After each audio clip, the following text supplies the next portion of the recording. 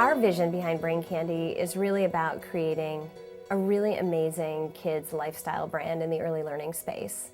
That's really what we're driven by, it's what we're motivated by. And I remember being at my first ESIF and I felt like I had my pitch pretty good, but I had no idea how to talk to an investor. I first presented at ESIF in 2006, and I think that Evan, my daughter here, heard my ESIF presentation probably 50 times, because anywhere I was driving or when we were at home, I would just present to her, and finally one day she said, "Daddy, what are you talking about?" So we presented at ESIF, and it was really, we were invited to present, and I think we were considering raising money at that time, but we didn't. We didn't have to, but it was still an opportunity, and I think ESIF still serves this role of getting people more aware of your company and your product, and that's a great thing as well. And ESIF last year was the first time that I pitched. I had never done it before. They taught me how to pitch. They, went through my slide deck, and it was painless, actually. Terrifying, but. One of the first people that I met at ESIF was Todd Humphrey from Cleverset. So we met actually at a coaching session for ESIF. I've since been on their advisory board for 2 years. So there's, the nice thing about this community is it is a community, and people like being a part of it. And so I just started rattling off questions, just a litany of questions to him. And he was amazing and answered every single one of my questions. Continues to be a great advisor for us. And I think what is amazing about Seattle and the entrepreneurial community here is that it's very supportive. There's always someone there to help you. So I think Seattle's a pretty great place. As far as I can tell, there's financial support here, there's psychological support, there's excitement. People seem to love starting companies here, so nobody thinks you're crazy when you say, "Oh, I've got a startup." Well, I think bootstrapping means just going out there and pulling things together with as few resources as possible. Part of it for us is that, we bootstrap the business. We put our own capital behind it. And comparing building stuff in 2000 versus now, I would say it's easier now.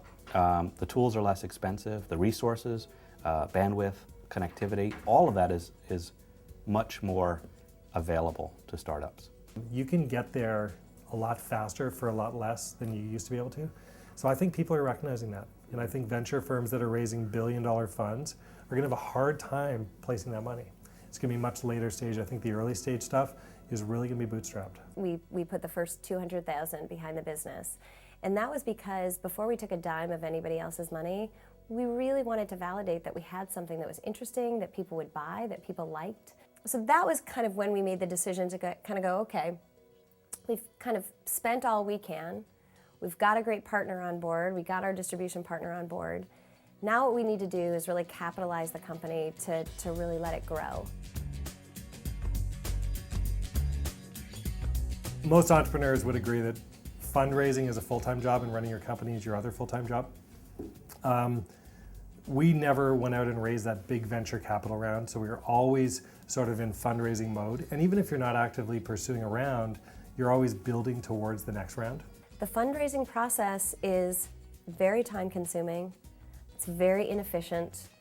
And what happens is you really start to take your eye off the ball of building your business because you're consumed by capitalizing your business. And that's hard because it's a distraction from the company. It takes, myself and my CTO and my founder away from running the business and from a strategy perspective.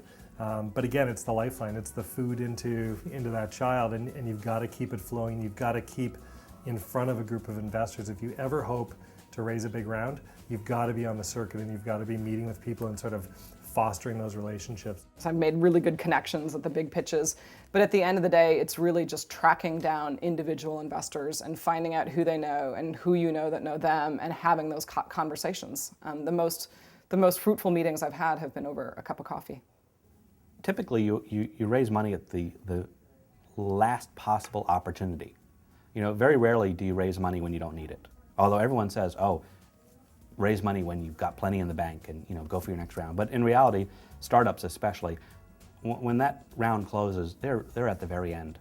They're just about to turn off the lights. But I will tell you this: one of our advisors now, who was also at this pitch, who we had met maybe a couple weeks before we did it, came up to me afterwards when we were, getting flocked by investors. And we went, do you remember? We went out for a drink with him after the pitch was over. And he said, God, that was so great. You did such a great job. He said, but just set your expectations. No one's going to write you a check. We're so passionate about our ideas, and we know we're right, and we know we're brilliant, and we know we're going to be wildly successful, so we just sort of assume that everybody else will think that as well. I was like, what? Are you kidding me? I'm going to have people throwing money at me. I mean, this is, we knocked it out of the park. And it was exactly 10 months to the day after that ESIF pitch that we took our first check. I knew the expectations for a VC firm were going to be more than what the angels would have demanded. And so we raised all of our money through angel investors. Primarily still what I'm looking at is individual angels. I have some very clear milestones I want to hit before I go to the VCs, just for obvious reasons of valuation. Angels, because they're writing a check out of their own checkbook, out of their own account, they want to really feel like they're behind that company, emotionally, financially, in every way.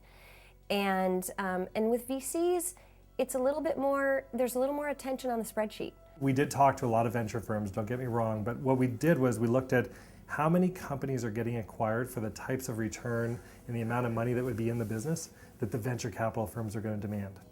And when you look at how many deals were getting done north of 50 or 70 million, not that many. When you looked at how many deals were getting done north of 10 million, quite a few. And so we ended up selling north of 10, less than 50, but we would never have been able to do that had we raised that big round. But you have sort of this extra quotient that's immeasurable with angels, which is the sort of emotional quotient. You have to find that chemical match, You have to find the investor who understands your industry, who understands your vision, who understands why it's going to work, and who likes you, who looks at you and says, yeah, you're going to succeed. My biggest piece of advice to entrepreneurs who are pitching at ESIF is to really make sure that you need to raise capital. If there is any way that you can bootstrap, that you can do a friends and family, that you can really eke yourself along without bringing in new money, that's absolutely the best way to go. Do we regret not having taken on money early on? Looking back now, knowing where we are today, best decision we ever made. But again, the nice thing about going out to raise money is you always learn something about your business, even if you don't want to. Raising money is an exercise in getting rejected. It's like product sales. You're going to hear no a lot more than you're going to hear yes. And anybody, all the people that are presenting at ESIF this year, all at some level want to prove people wrong, because I guarantee you every person out there has heard no way more than they want to. And once you've been there, you never forget how it feels. And so I think that's part of the other vindication, is just personally to think, I sacrificed a lot, my family sacrificed a lot, but at the end of the day, we were a great success. Now it's just in our gut. Now I had one of our partners, he said the reason we invested in Brain Candy and the reason why we invested in the company was really because of Sam and Johnny. We invested in the company because we know that they're like a dog with a bone, and they're not going to let go of this until it's successful.